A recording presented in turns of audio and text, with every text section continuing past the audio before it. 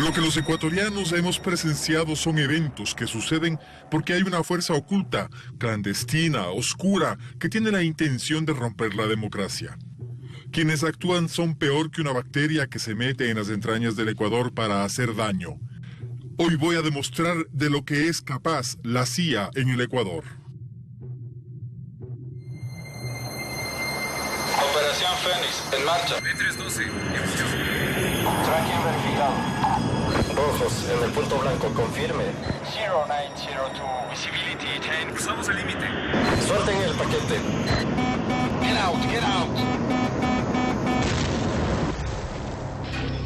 Un operativo plenamente planificado por las Fuerzas Armadas de Colombia, en absoluto secreto y con premeditación, provocó que aeronaves colombianas incursionen en territorio ecuatoriano, sin permiso de su gobierno soberano.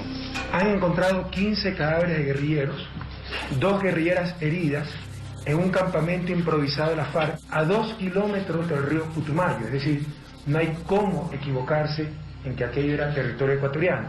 Fueron bombardeados y masacrados mientras dormían, utilizando tecnología de punta que los localizó de noche en la selva, seguramente con la colaboración de potencias extranjeras. ¿Cuándo informa usted a la Embajada de Estados Unidos de ese ataque? Son las 3 veces que yo hablé con el grupo militar y esas 3 veces era por orden del comandante general del ejército, no a disposición.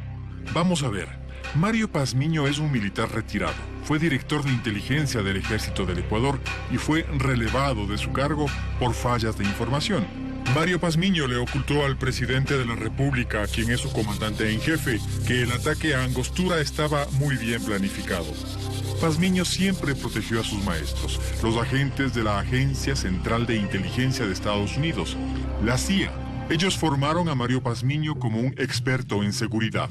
Los registros demuestran que fue un excelente alumno y que era un fiel servidor de la CIA, asalariado de la Embajada de Estados Unidos. Hablé con algunos de sus compañeros. Me contaron que había recibido equipamiento y órdenes de la embajada en Quito. La CIA comenzó a operar después de la Segunda Guerra Mundial. Mientras los países de América Latina tenían gobiernos que obedecían las órdenes, la agencia permanecía invisible. Los gobernantes que defendían la soberanía de sus países eran atacados y ahí aparecía con más evidencia. Es notable cómo los militares de las dictaduras de América Latina cometían atrocidades que la CIA ocultaba o maquillaba. La CIA nunca ha dejado de estar. Los métodos han sido diferentes, pero siempre ha intervenido en el continente. Una de las acciones que cumplieron las fuerzas estadounidenses se realizaron desde la base que operaban en el puerto ecuatoriano de Manta. La excusa fue hacer un plan continental para vencer al narcotráfico. El presidente Rafael Correa ofreció desde la campaña electoral no renovar el acuerdo con los estadounidenses para el uso del aeropuerto de Manta. El ataque contra Angostura confirmó que allí se hacía algo más de lo que se declaraba. La salida de la base estadounidense de Manta provocó el colapso final del famoso Plan Colombia. Si no hay ningún problema en tener una base norteamericana en Ecuador, perfecto. Podemos dar permiso para que instalen esa base, siempre y cuando nos den permiso para instalar una base militar ecuatoriana en Miami. Si no hay ningún problema, van a aceptar. Cuando se consolidaron las democracias en el continente, la táctica del golpe militar no fue más una opción. Entonces Estados Unidos comenzó a intervenir en los estados latinoamericanos, tanto a través de reclutar a personajes influyentes de cada país, como mediante organizaciones no gubernamentales. Rafael Correa y otros mandatarios rompieron el esquema de intervención de la CIA, quebraron su lógica. También quebraron la estrategia de Leila Haddad Pérez. Ella fue la jefe de la CIA en el Ecuador durante muchos años, hasta que Rafael Correa asumió la presidencia de la República. Leila Haddad trabajaba de manera encubierta en el almacén de alfombras Aladino, en la exclusiva avenida González Suárez de Quito. Actuó siempre con el nombre de SWAT. Muchos políticos entraban con el pretexto de comprar alfombras y salían con instrucciones claras de qué debían hacer. En ese almacén también se autorizaba la designación de comandantes de la policía y las Fuerzas Armadas afines a sus intereses. Leila Haddad vivió en el Ecuador con una identidad falsa como ecuatoriana. Hizo bastante daño al país y muchos favores a sus agentes. Gracias a su influencia y de la CIA, logró que Emilio Palacio fuera acogido como asilado político en Estados Unidos. El tristemente célebre editorialista del diario El Universo abandonó voluntariamente el país. Se instaló en Estados Unidos, desde donde intenta influir con poco éxito. La posición soberana del país provocó que se debilitara su red de informantes y en 2008 fue expulsada del Ecuador, justo antes del ataque contra Angostura. La estrategia de Leila Haddad fracasó. Entonces la CIA actualizó sus procedimientos. Comenzó a aplicar la que se conoce como técnica de los topos. Los topos son periodistas, políticos e informantes reclutados y pagados por la CIA que desgastan las estructuras del Estado. Entonces reclutaron enseguida a la guayaquileña Karen Andrea Holligan Bruckman, nacida en 1953, con residencia fija en Miami, Estados Unidos, y directora de Relaciones Públicas del Inter-American Institute for Democracy. Esta organización es como un grupo de amigos que se sienten importantes porque les llevan a Estados Unidos a hablar contra las dictaduras, cuando en realidad son manipulados y actúan como informantes de la CIA. Su historial en el Ecuador es escaso, pero fue suficiente para encargarle estructurar, coordinar y financiar una red de informantes. Cuando le encargaron la misión, tuvo que reorganizar la red de agentes encargados de atentar contra la democracia en Ecuador. El primero en ser reclutado fue, obviamente, Mario Pazmiño, pero además su lugarteniente y también ex militar, Alberto Molina. En la lista de los más cercanos de Karen Holligan está Fernando Villavicencio. Fernando Villavicencio se hace llamar periodista, pero se formó en los viejos sindicatos petroleros, en los que acostumbraba a chantajear con amenazas de paro, y llegó a ser asesor del entonces asambleísta Clever Jiménez. Villavicencio es clave en todas las acciones de la líder Holligan. Cumple sin cuestionar las acciones de desestabilización. Como no, César Ricaurte, quien dirige Fundamedios. En realidad es un tramitador de donaciones de agencias que intervienen a nombre de la CIA. Fundamedios se escuda en la defensa de la libertad de expresión, pero en realidad es un instrumento eficiente de las operaciones encubiertas psicológicas de los servicios de inteligencia estadounidenses en nuestro país. Karen tiene amistad con Marta Roldós, hija del expresidente Jaime Roldós. Jaime Roldós Aguilera fue electo presidente constitucional de la República después de una larga etapa de dictaduras militares. Jaime Roldós puso en práctica un programa para recuperar la soberanía del Estado sobre los recursos naturales. Pero sus intenciones se truncaron. John Perkins fue sicario económico de la CIA, es decir, intervenía para dominar la economía de los países. Perkins trabajó en el Ecuador durante el gobierno de Jaime Roldós. I was sent down as one of several economic hitmen to change Roldós, to corrupt him, to bring him around, to let him know, okay, you can get very rich, you and your family, if you play our game, but if you continue to try to keep these policies you've promised, you're going to go. He wouldn't listen. He was assassinated. Gracias a su amistad con Karen Holligan, Marta, la hija mayor del presidente fallecido, logró obtener apoyo económico para crear la Fundación Mil Hojas, una página web que dedica toda la energía en desprestigiar al gobierno. Recibe instrucciones y financiamiento estadounidenses. ¡Qué gran paradoja! Hace una década la CIA reaccionó cuando había perdido el control de América Latina. Debió actuar rápido y usar mucho dinero para financiar la intervención. Estados Unidos inyecta dinero a través de varias ONG que tienen oficinas en casi todos los países de la región. Entre ellas se encuentra el Instituto Republicano Internacional, IRI. También actúa el Instituto Nacional Demócrata, NDI, por sus siglas en inglés, que distribuye fondos federales. Una de las más representativas es la Agencia de Estados Unidos para el Desarrollo Internacional, USAID. Se creó en la década de los 60 y bajo la mascarada de apoyar el desarrollo y fortalecer las instituciones democráticas, ha menoscabado la soberanía de países. Los propios directivos de USAID reconocieron ante el Congreso de su país que apoyan a fuerzas políticas opositoras de gobiernos progresistas.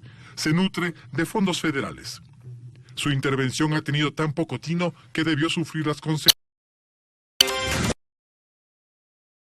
Coordinación con las políticas nacionales. Eso es lo que no han querido ciertas supuestas agencias de cooperación. Y si no quieren, no hay problema, que se vayan. Informales, hemos decidido expulsar a USAID de Bolivia. Se va a USAID de Bolivia. Pero si la USAID es mala, la que se lleva el premio es la Fundación Nacional para la Democracia.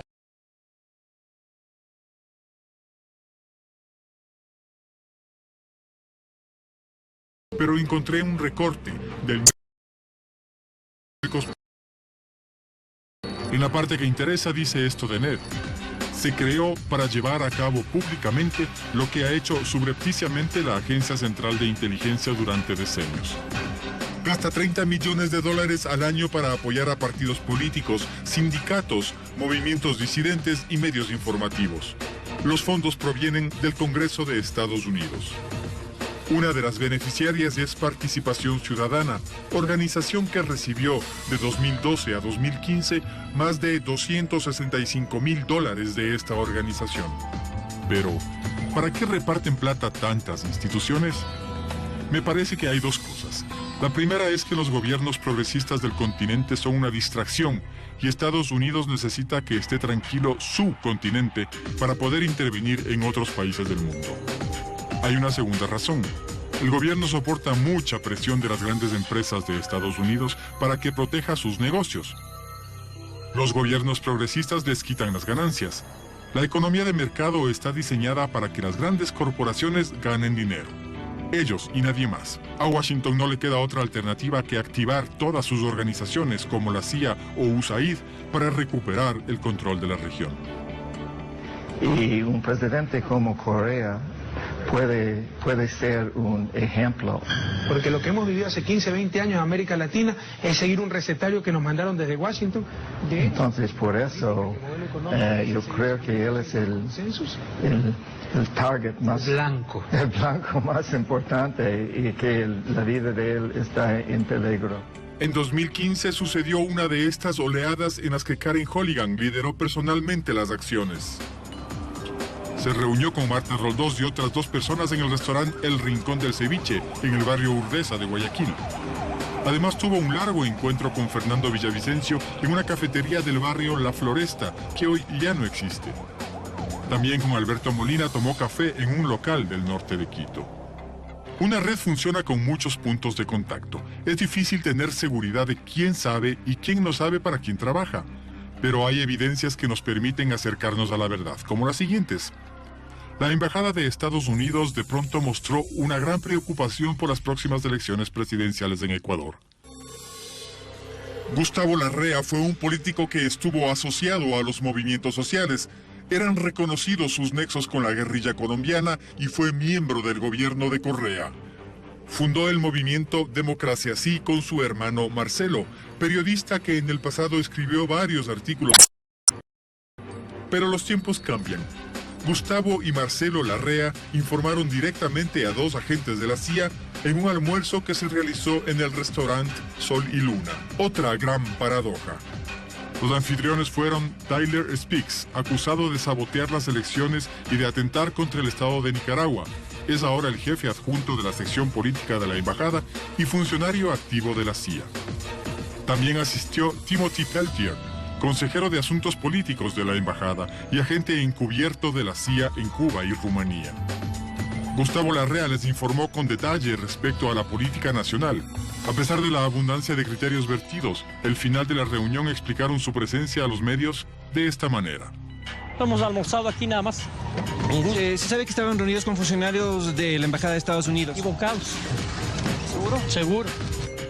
Los mismos agentes de la CIA desmintieron esta versión. Es un año electoral en Ecuador, en los Estados Unidos también, y estamos hablando con cada parte de la sociedad y del lado político en Ecuador a entender mejor la situación electoral de este año. Hay otros personajes que, en cambio, filtran información a periodistas asociados a agencias extranjeras. Jorge Rodríguez, presidente de la autodenominada Comisión Anticorrupción, ha entregado normalmente datos de veracidad relativa a la prensa. Lo hace a sabiendas de que su acción está fuera de la ley.